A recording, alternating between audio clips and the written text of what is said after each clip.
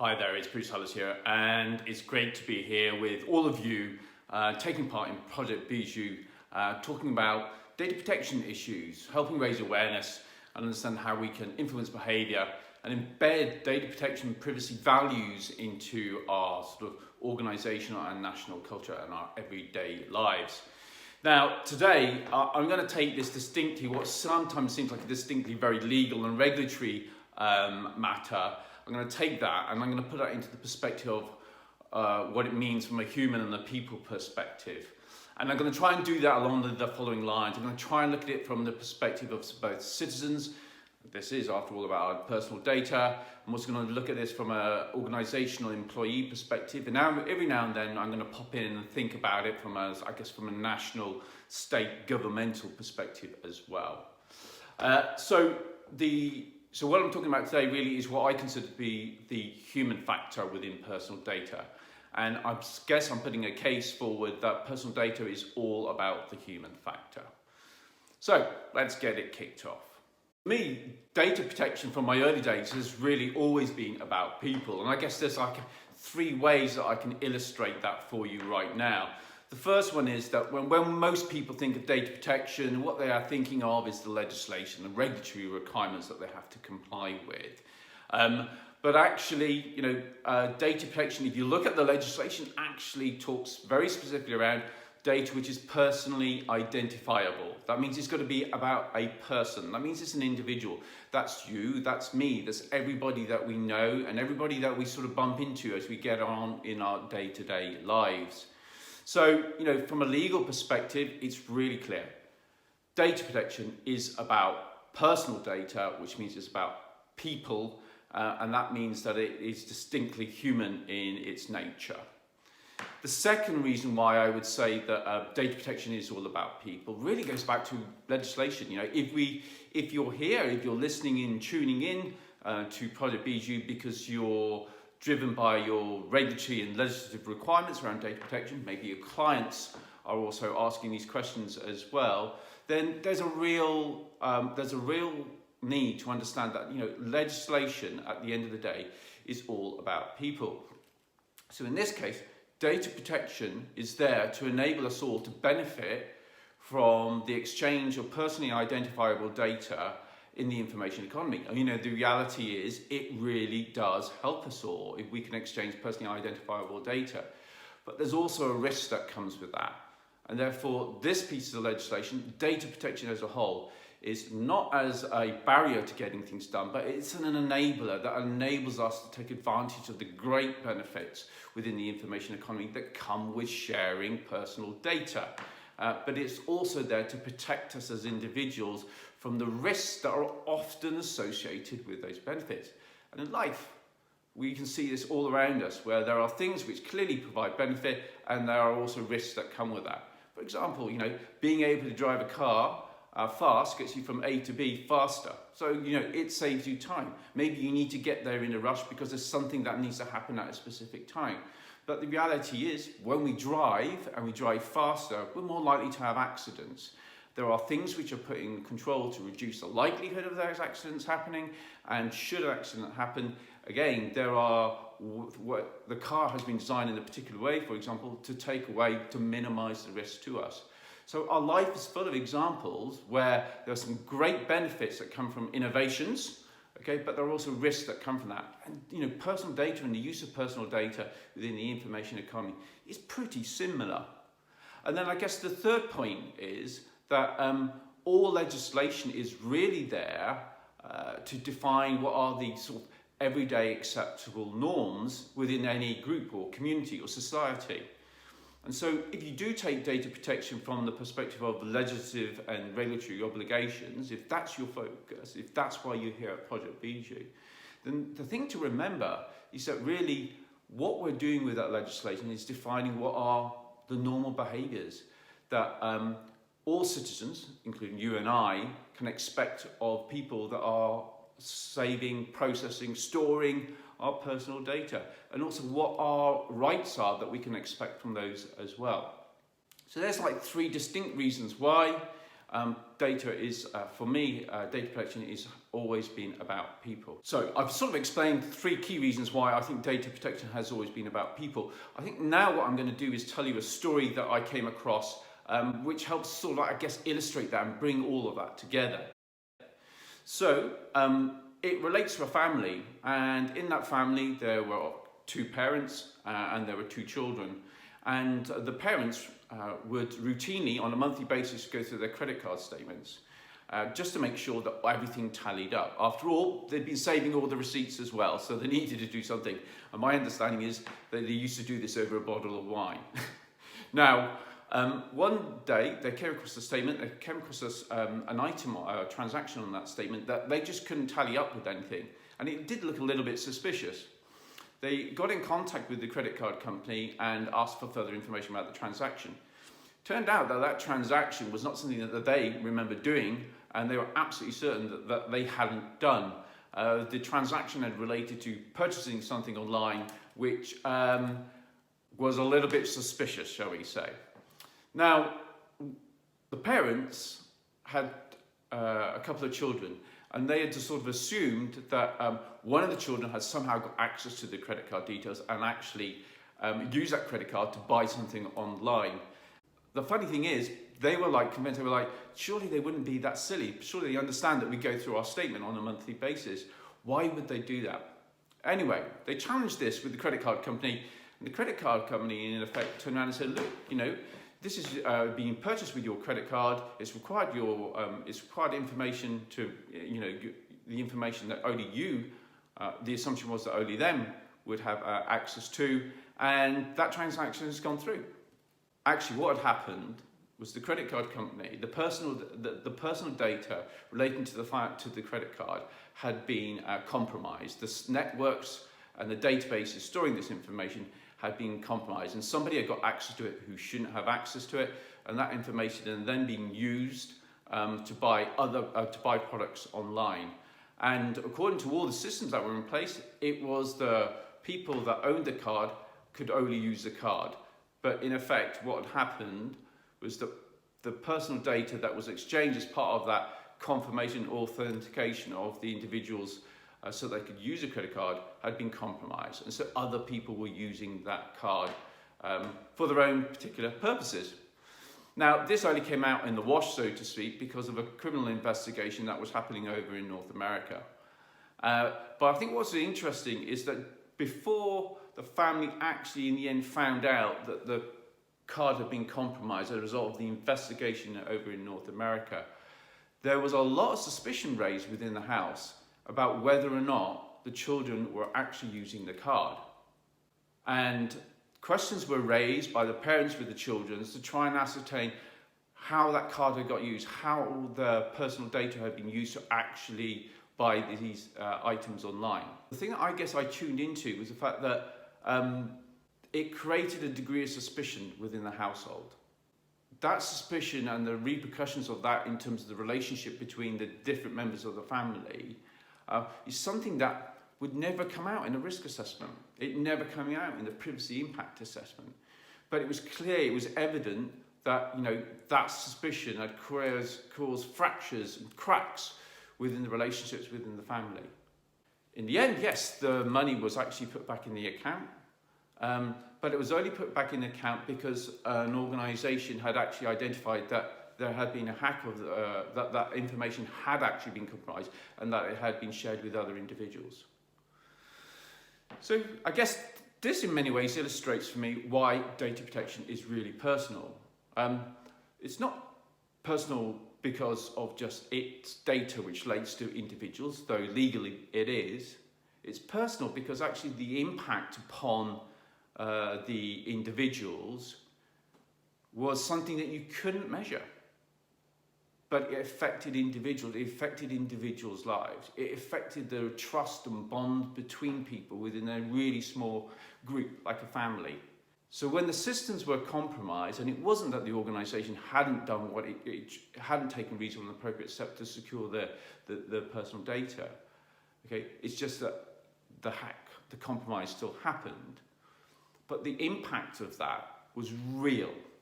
Okay, it wasn't something that impacted the cash flow and profitability of an organization. It was something that really affected the family. And for me, when I heard this story from one of the members of the family, who was actually, at the end of the questioning and the suspicion, I suspect, you could see the impact that it happened. And this is, for me, why data protection is really personal. And it's really about humans. Yes, it is about complying with legislation. Yes, it is from an organizational perspective about managing, your regulatory compliance obligations. But ultimately, personal data, okay, if not managed effectively, can have that sort of impact upon individuals. And no amount of credit checking for a year or 10 years is going to help improve or address that particular challenge in that particular case. But I've got to remind you that whilst it's also about managing risk, data protection in that particular situation, that credit card enabled that family to go on holidays, to buy things. My understanding is that actually that credit card and the points they gathered through all the purchases and the fact that they paid off their credit card on a monthly basis meant that they actually made money from having that credit card. So that sort of, I guess, illustrates that personal data is an enabler for that particular family. It was an enabler of going away on holidays, for buying things. It actually resulted in them actually getting a relatively small income in the form of points that they could exchange for other products and services. Okay, and that was because they were prepared to share their personal data to get that credit card. So it does clearly provide benefits, but along with those benefits comes risks. And that's what I've been talking about in the previous section of this presentation. Right, so I've sort of explained to you why I think data protection is all about people. Okay, but the other thing that data protection is about, in my perspective and from my experience, is what I call choices. That's right, choices. These are choices we make as citizens or organisations and employees. And let me just sort of explain to you, I guess, why I think data protection is all about choices. As a citizen, we've got rights which are enshrined within the law. And we can choose to enforce those rights. That is our choice whether or not we want to enforce those rights. And a great example of that is, every time we go and do a search, maybe through Google or Bing or some other search facility, to try and find something, and we're presented with a list of search results, and then we click upon the link, and that takes us to a website. By law, that organisation is then required to present us with a choice. That's right, it's a choice.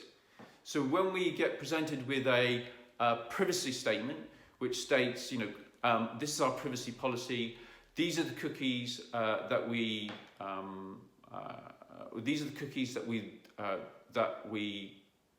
believe we have a legal interest, a legitimate interest to use as part of this service. These are the cookies we'd like. We'd like you to tell us which ones you are willing to accept and which ones you want to refuse. These are all choices. So as citizens, what that legislation has done for us, the data protection legislation has done for us, is it's empowered us to have choices about what level of privacy and confidentiality we want from the services and the providers that we engage with day in, day out. So let's just be really clear. That is what data protection does for us. It gives us choices as citizens by requiring organisations to behave in a particular way.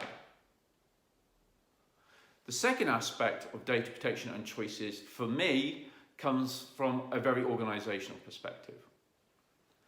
All organisations, to operate within any given market, have to comply with the legal requirements and regulations of that particular community. So if you want to do business in Guernsey, you've got to comply with the data protection requirements within Guernsey. If you want to set up a business in Guernsey, okay, but you want to have customers all around the world, you need to be aware what the data protection requirements are for those individuals in different parts of the world.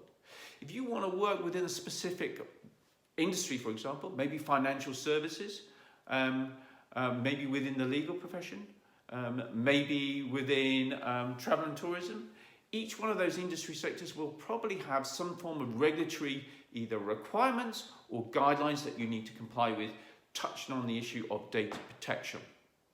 Whether or not you actually choose to comply with those is down to your organisation. But why wouldn't you want to comply with those when, well, first of all, it's a legal requirement, and secondly, by complying with those, you're basically enabling the information economy, the exchange of personal data, which is going to be a benefit to you. So to be clear, data protection is about choices for organisations. Choices about what markets to operate in means that choices have to be made about what laws to comply with.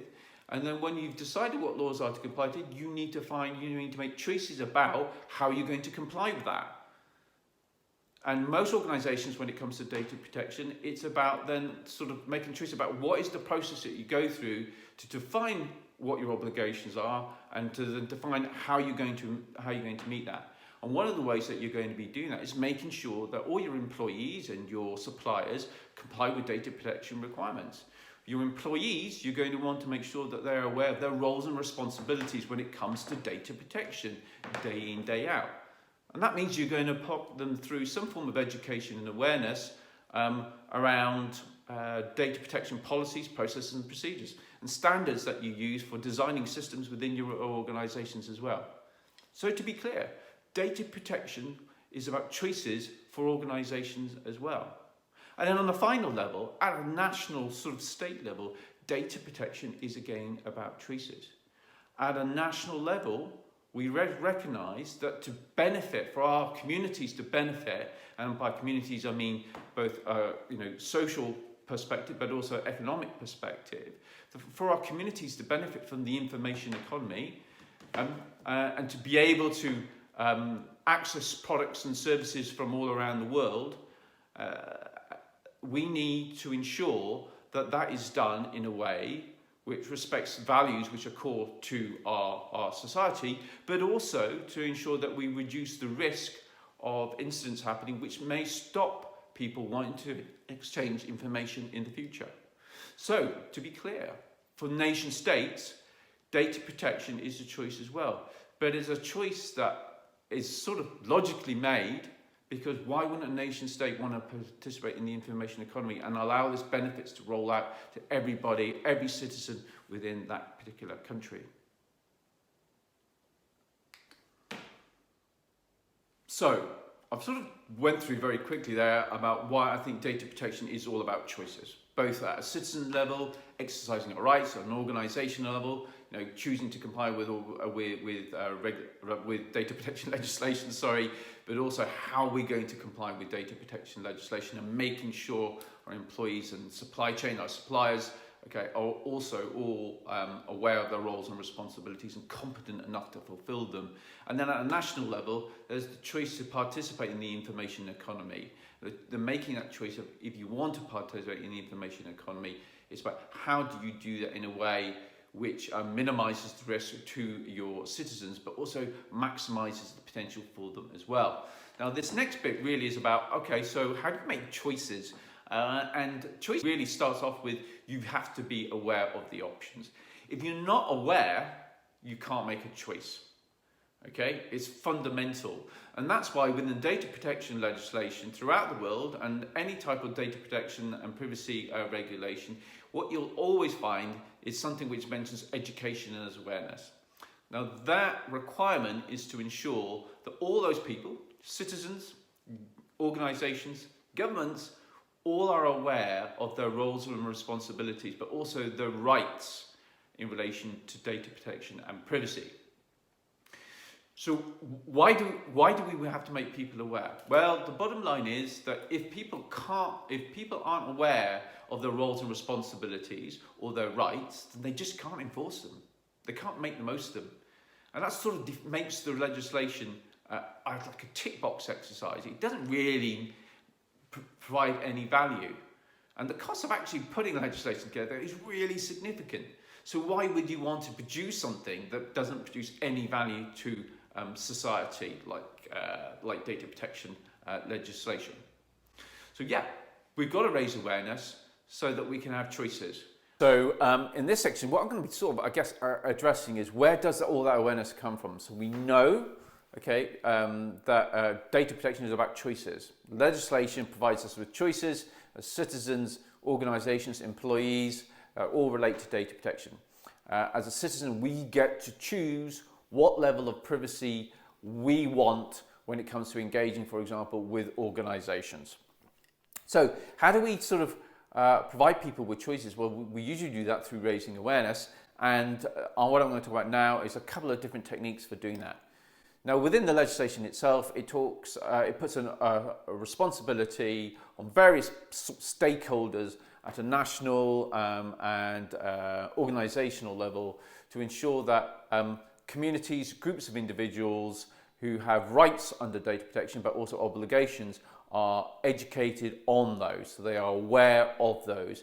Not only that they're aware, but ideally that they are competent to be able to fulfill those as well.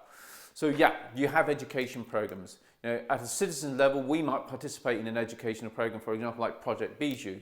We might participate in a program which is directed through educational institutions, colleges, universities, secondary schools, or other educational programs or streams of work.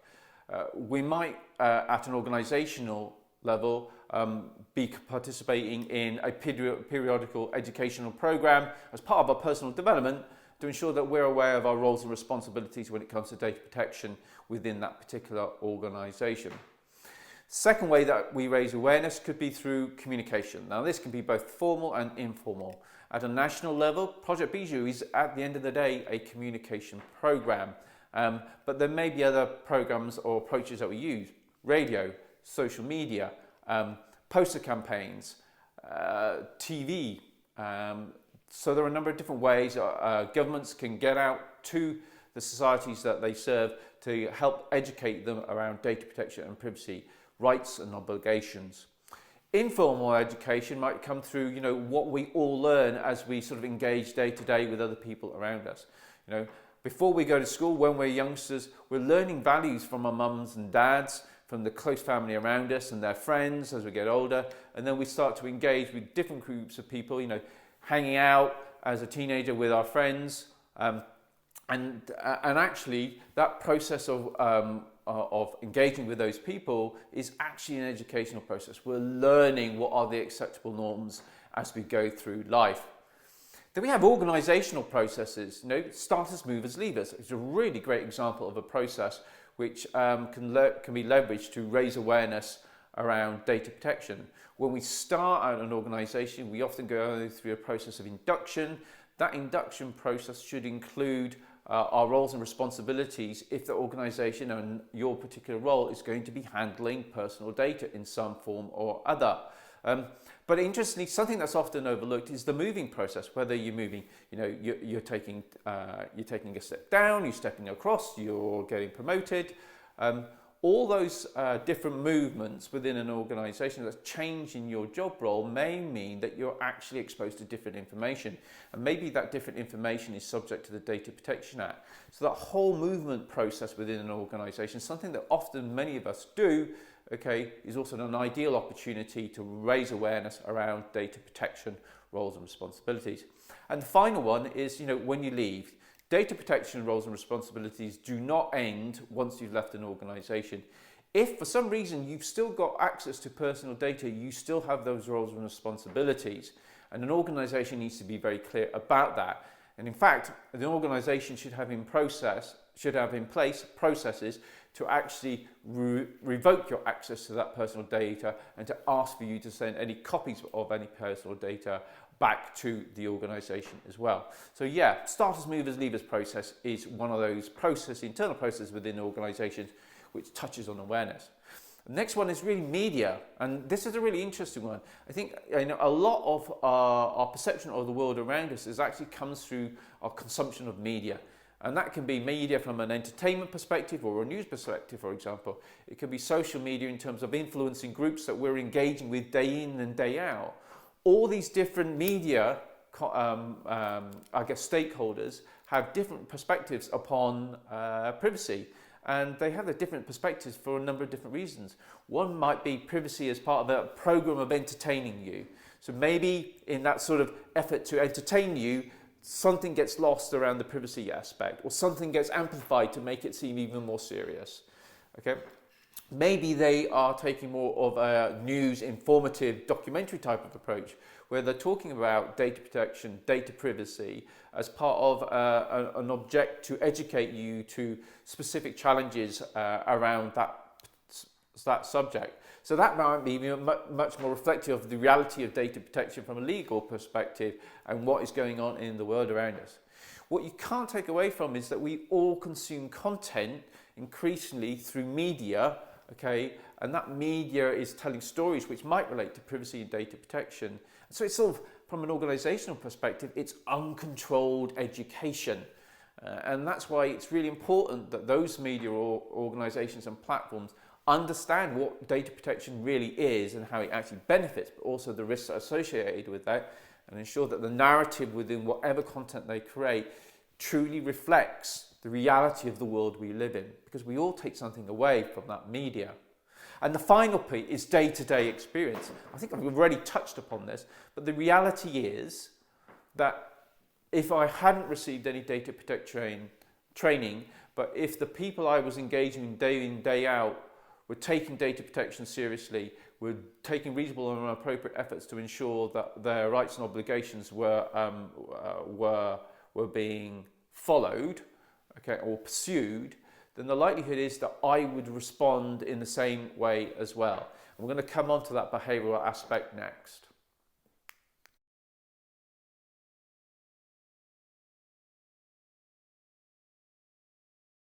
So awareness doesn't always result in a change in behaviour. We make people aware about the speed limit, but they drive too fast. We make people aware about the need to save money for their retirement, but they start saving too late. We make people aware of things that they do which can cause damage to their health, but they still do them. The reality is that awareness does not always influence behaviour in the ways that we would normally expect. And in some ways, this underlines a problem which we've been grappling with now within society, and that is that, you know, the assumption we make is that we give people lots of information that, first of all, they can actually process that information, second, they can store it, and the third, that they can actually recollect all of that information, and most importantly, that they then apply logic to all of that data to work out for themselves what is the optimal choice for them. And the assumption we make is that people's optimal choices, the choices that they make, are actually in line with our expectations and normal and acceptable behaviours. In reality, that isn't the case. I think we all have had experiences where people behave in a way that we think, well, that's pretty illogical. Why would somebody do that?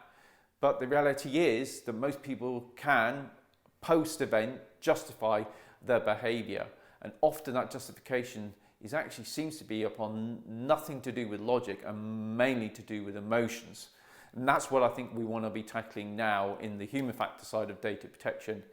How do we actually increase the odds that people will choose to comply with these good data protection practices as citizens and organisational employees? This is really important, because if we can't increase the odds that people will comply with legislation, then all the benefits that I talked about at the beginning of Project BHU presentation today don't materialise for us as individuals and across the whole of society. So the whole changing behaviours in a positive way is really, really important. So I mentioned advances in brain science, and this is really, really interesting. You know, over the last 40 years, there's been a revolution in terms of how well we understand how humans' brains, you know, receive, store, process, recollect information. And a lot of that advance in terms of our understanding of our brains is being leveraged by tech companies that we're engaging with day in, day out. But not just tech companies, but organisations that we would traditionally not think of as tech companies, who are using this information to better design products and services to deliver changes in behaviours which bring around real benefits to individuals and to society as a whole. Now, Now, for most, this might seem really difficult to stomach, but in reality, when I started doing my own research into this area, I really thought I had a sense of, I was pretty much an independent body. I was in control of everything and all my choices. But in reality, the way that we see the world is often influenced by the environment within which we are making decisions. And today, what I'm going to do is hopefully demonstrate that by using this particular prop. Here we go. It's a football. Now, yes, so it's football. And what I want you to do is to think of this football as your brain. Okay, no, your brain's clearly not this shape, and it's definitely not this colour, but for prop purposes, we're going to use this to tell the story. Now, what I want you to do is imagine a line down the middle. Now, brains don't actually have lines down the middle. Often you hear people talk about left and right-hand brain side of the brain. What they're actually talking about is functions and capability within the brain itself. But just to make it easy for us to understand today, we're going to imagine and ask you to draw a line down the middle and think of this as the left side of the brain and this is your right side of the brain. In a lot of research books, you'll hear of System 1 and System 2, okay? Now the important bit is, on this side of the brain, for example, okay, this you want to think of this, that you use this side of the brain when you've really got to think something through. So, you know what you're really thinking. So right now, you're watching this presentation, you're learning a lot of new stuff, and you'll be having to use that side of the brain to basically consume what I'm saying and to make sense of it.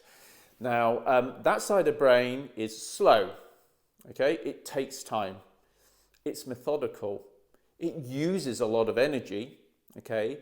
But the decisions that come out of this are the closest we've got to logic, okay? The results tend to be probably better for you in terms of the choices that you make, okay? So, logical side of the brain, it's what scientists would call cognitive thinking. Okay, it's methodical, it's slow, it uses up a lot of energy, but it's much more reliable. The outcomes from the decisions on this side are more favorable statistically on the whole. This side of the brain is the complete opposite of this. Okay, it's like chalk and cheese. On this side of the brain, okay, evolution has equipped us with a whole range of shortcuts, and scientists will call these heuristics and biases. And there are about 140, 150 known heuristics and biases. Now, these shortcuts are there to help us. Shortcuts are there because they helped us survive in the past. Our brain doesn't change that quickly, neither does any aspect of our body, really. And so this side of the brain is the bit that we would have predominantly used when we were maybe hunter-gatherers and we were living in an environment which required really quick decision-making. So on this side of the brain, it's very quick decision-making, hence the concept of shortcuts. And it has a number of rules that it used to make very, very quick decisions. Okay, these are the heuristics and biases. Okay, it doesn't use, because it's a lot quicker, it doesn't use so much energy. This is really important. It's something I will come on to in a bit.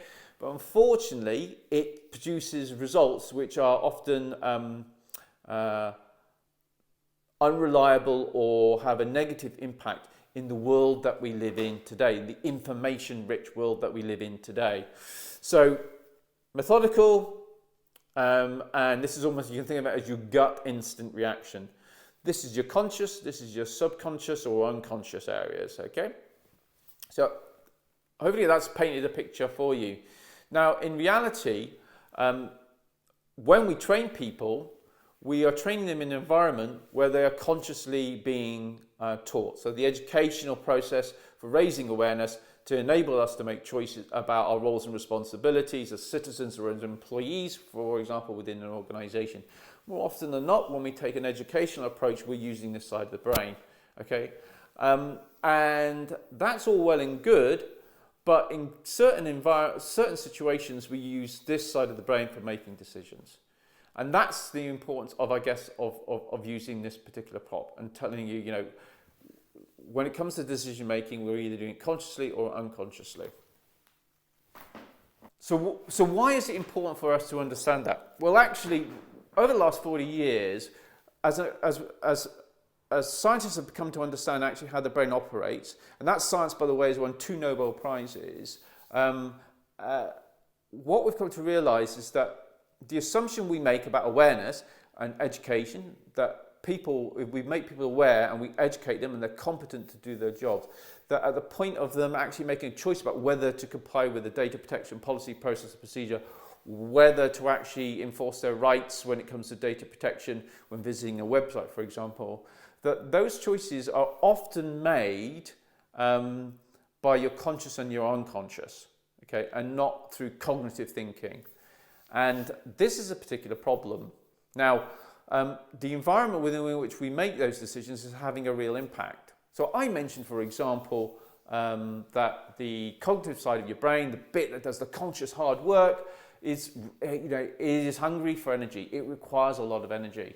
So what do you think happens when your energy levels are low?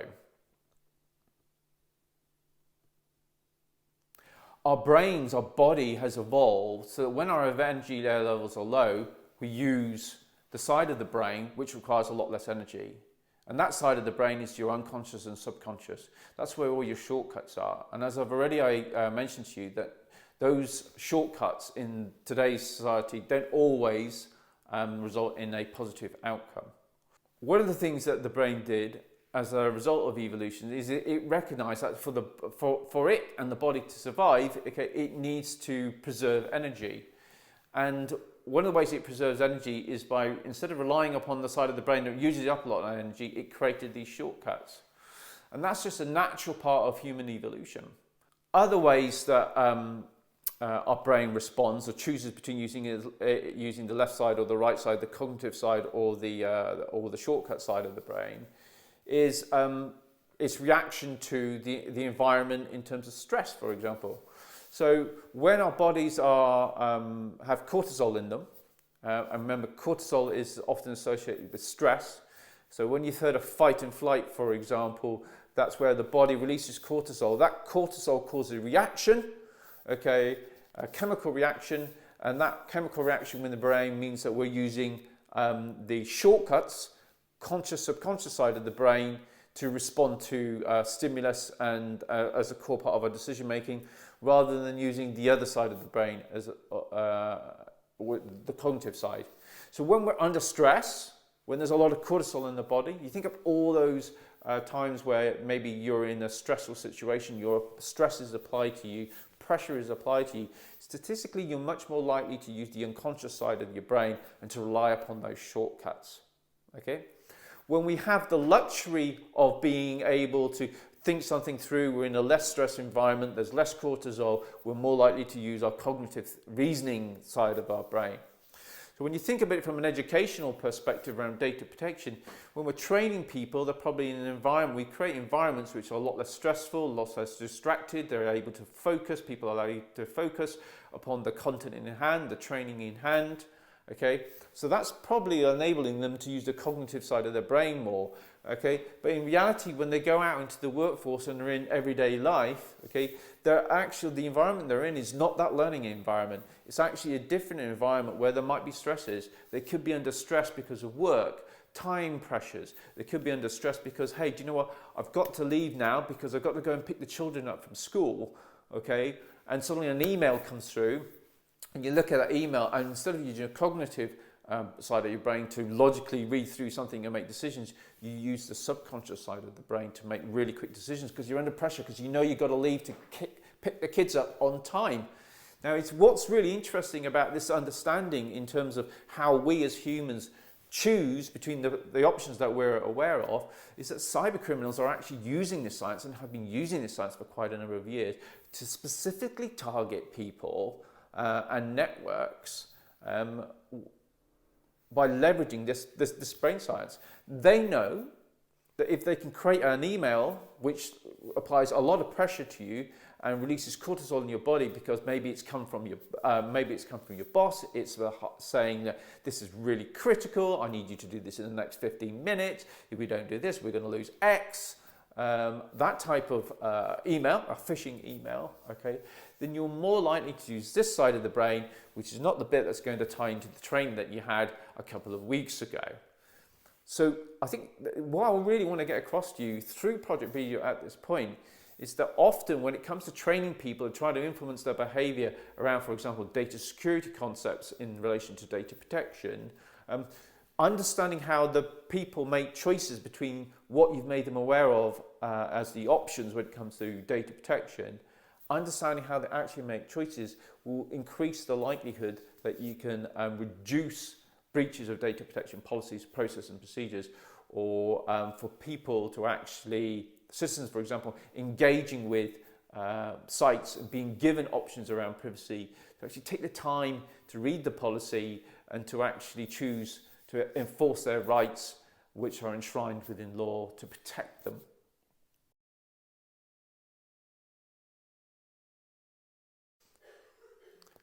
Okay, so let's just quickly go through what the journey that we've been on today so far. So to start off with, data protection is all about people.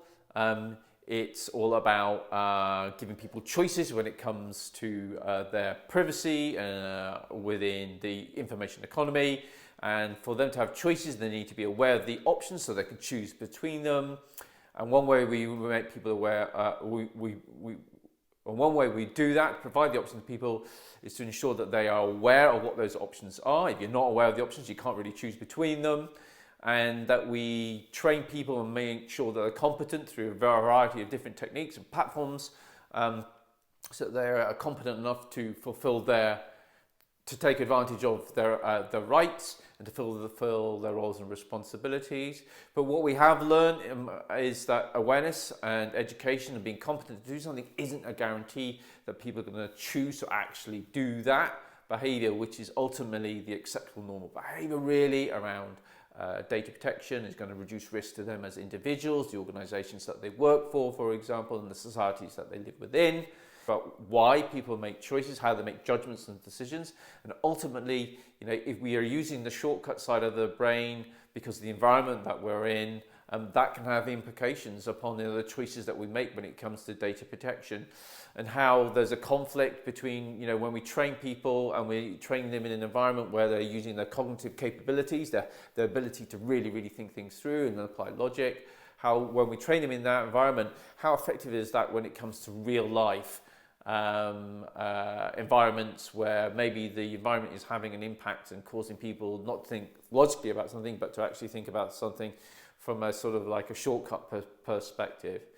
So we've talked about all of that, and now what I wanted to really cover was the area of culture. Now, people often talk about culture as being the end goal. We want a culture of data protection, for example. But I think what's really important to understand is, what do we even mean by culture? Because I think when we unravel that particular thought, it actually suddenly starts to shine light upon a lot of what we've been talking about today. Now, for me, on a really simple level, culture is really about the acceptable behaviours that we see around us day in, day out. Okay? So in many respects, we become aware of what the behaviours are, what are the acceptable behaviours around us, just by the very way that people interact with us and how people maybe respond to somebody else who's behaving in a particular way. As an individual, humans are actually drawn to be part of a group.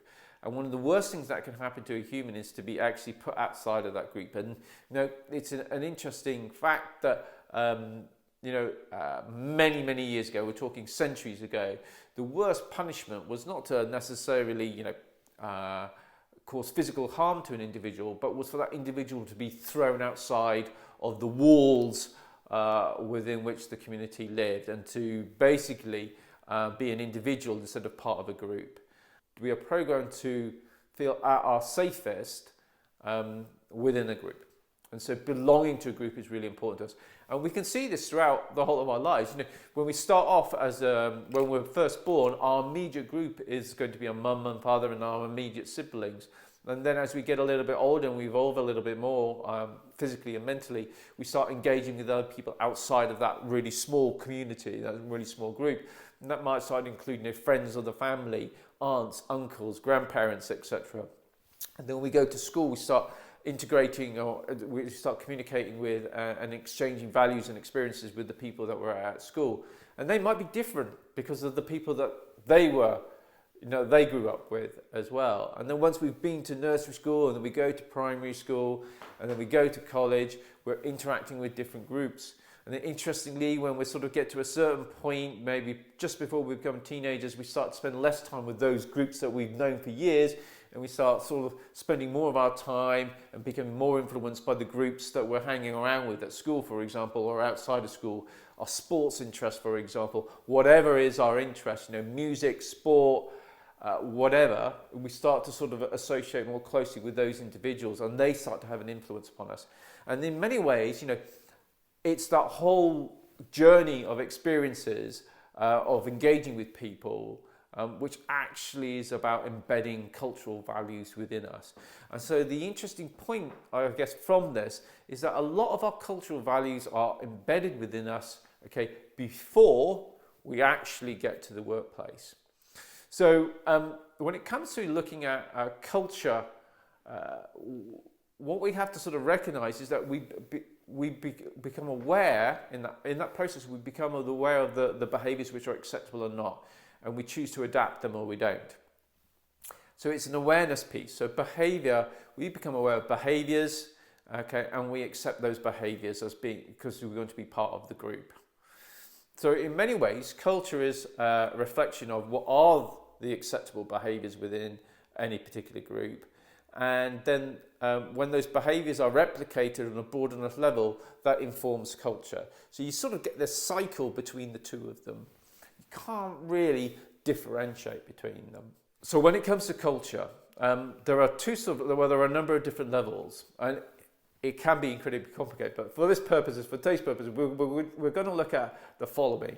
The first one is there are values which we call espouse values, and these are statements about what are the values which are acceptable. Now these can be statements that we make at a national level, at a country level, and they can be statements we make at an organisational level. So we think about a statement at a national level could be something as simple as the Data Protection Act. Now the Data Protection Act is basically a definition, a record of what are the acceptable norms in terms of behaviours that we expect from data subjects, from organisations when it comes to processing personal data. And that is basically saying the existence of that piece of legislation is saying that as a society we value data protection and privacy and the different aspects that are all within that.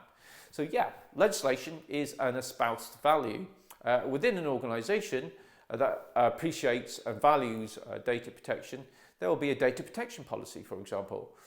Now, what's important is that not only do you have a piece of legislation or a policy, but then the next bit is your espoused value about how you're going to actually achieve that. So making statements that something's important is great from defining your cultural values, but you need to have something in place which enables you to actually get to that particular journey. So these are what we call our espoused values.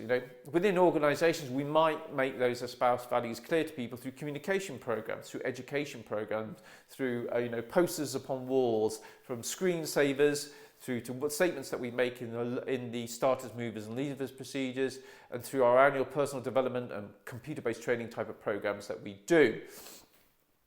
But then you have what we call the underlying assumptions. Now, for me, the underlying assumptions really get split into two different aspects.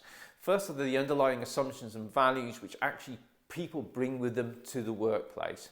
So all that sort of life experience before you have your first job, all those values that you learn from the day-to-day experiences of engaging with people, from being a baby through to maybe being 18 or 21, all those lessons that you're learning, all the awareness of what is acceptable normal behaviours, along that journey is going to basically embed values in you, which are the sort of underlying assumptions you bring with you to the workforce.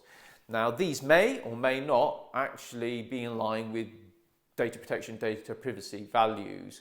And that's where a lot of things like, for example, Project Bijou, educational programs are about embedding those values, what's important, why it's important, at the earliest possible stages in our development as people within society. That's the importance of that, is that you're embedding those values, those underlying assumptions into society, so that when people join the workforce, they're bringing those with them, and it's not a case of trying to force them into that when they join the organisation. So that's one of the reasons why things like Project Bijou are absolutely critical. But another side of underlying assumptions is the difference between, once you're actually in an organisation, the difference between what is said and what is actually done. Some people call this like a dissonance, a cognitive dissonance between what I say and what I do. That's really, really important, because ultimately, just because I say something doesn't necessarily mean that that is actually what happens. And we sort of reflected upon that in when we've said that awareness doesn't always result in a change in behaviour. And understanding the reasons why there's a difference between the two is about closing the gap down between what we say and what we do. And this is really, really critical to any organisation that's trying to demonstrate an ongoing improvement process towards data protection. We can't necessarily guarantee across the whole of our organisation, across the whole of society, that people will do the right thing when it comes to data protection.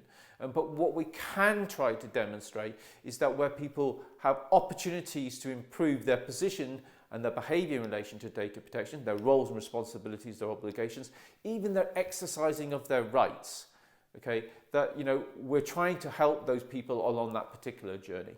That's absolutely critical. So for me, culture is all about behaviours, okay? And the importance of understanding this this quick summary is that brings you back to behaviours, okay? So what is it we're doing as data subjects, citizens who have rights, and if we behave by enforcing those rights, we're basically saying that this is important to us, to all those people that are processing our personal data. What does that tell them? How could that influence their behaviour to take data protection even more seriously than they are already doing? Okay? And then the other aspect of behaviour is to sort of saying to organisations that, look, at the end of the day, it isn't just about what you say about data protection, it's about what you actually do. And by that I mean, what are the behaviours, what is the culture within your organisation, what are the acceptable norms, and what are people doing day in, day out when it comes to data protection. Again, it's all about behaviours. And so I think what I'd like to finish on today, here at Project Behaviour, around the human factor, is to just reflect on the fact that the data protection is about personal data. That makes it distinctly human. And then when we get it right, it really can benefit us all in society. But there are risks associated with that. And if we don't take those seriously, and we don't make an effort to reduce the choices which could result in those risks materialising and breaching data protection policies, processes and procedures, for example, okay, that we actually end up not being able to take advantage of the opportunities that the exchange of personal information has. We scare people from wanting to share that personal information. But just because we make people aware of roles and responsibilities and enable them to make choices, we've got to recognise that because of the world we live in, the environment has an impact upon our ability to make those choices. We aren't particularly logical. Humans aren't logical machines, and it's great that we're not. Okay?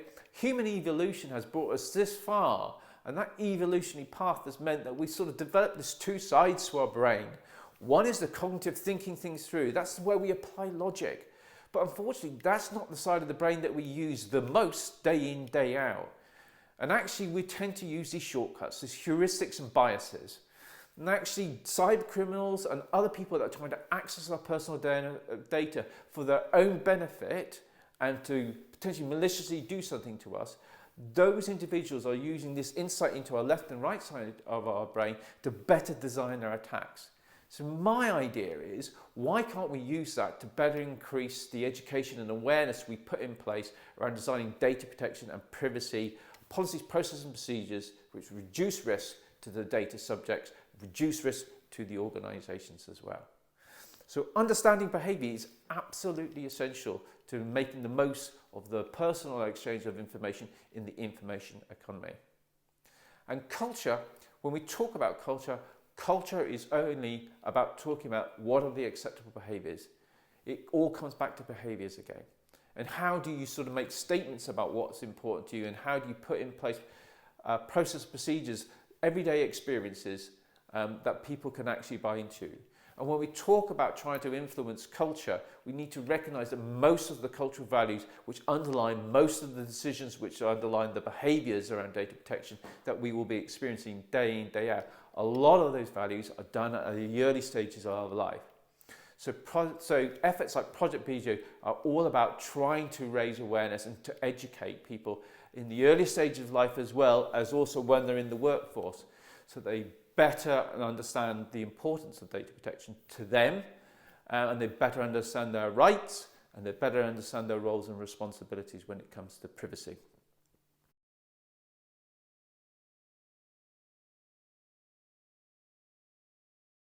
Thank you very much for joining me here on Project behaviour with this distinctly human focus on the particular challenge. I hope you found that interesting, and I wish you the best with your journey with regards to data protection and exploring that and how it can support you as an individual and the businesses that you operate within through the Isles of Guernsey. Many thanks.